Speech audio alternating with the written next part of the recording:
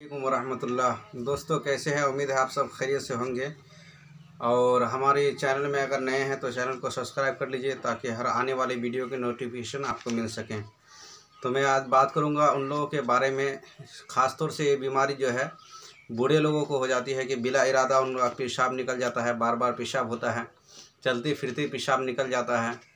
तो ये बहुत बड़ी समस्या है जिससे बहुत तकालीफ़ का सामना करना पड़ता है और बाद जवानों को भी ये हो जाता है।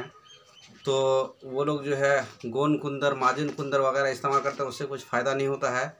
लेकिन आज मैं एक ऐसा नुस्खा बताने वाला हूँ जो खुद का तजर्बा किया हुआ है। अल्हम्दुलिल्लाह एक शख्स को मैंने दिया था, वो 2 खुराक खाने के बाद उसने खुद कहा आकर के कि अल्हम्दुलिल्लाह मेरा बिल्कुल सही हो गया है।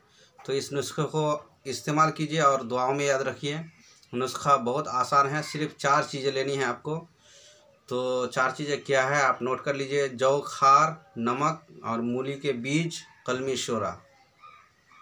यही 4 चीज़ें लेना है। फिर सुन लीजिए: जौ, खार, मूली के बीज, नमक, खुर्दनी जो खाने वाला नमक है, या नमक सांबरी भी ले सकते हैं, और आपको कलमी शोरा लेना है। ये 4 चीज़ें बराबर बराबर वज़न लेकर के पाउडर बना लेना है। 1 चम्मच पानी के साथ खाएंगे तो उससे भी फ़ायदा करेगा, लेकिन ज़्यादा फ़ायदा उठाने के लिए आप शरबत बजूरी के साथ इस्तेमाल करें। इंशाल्लाह इतना फ़ायदा होगा कि आप हैरान हो जाएंगे।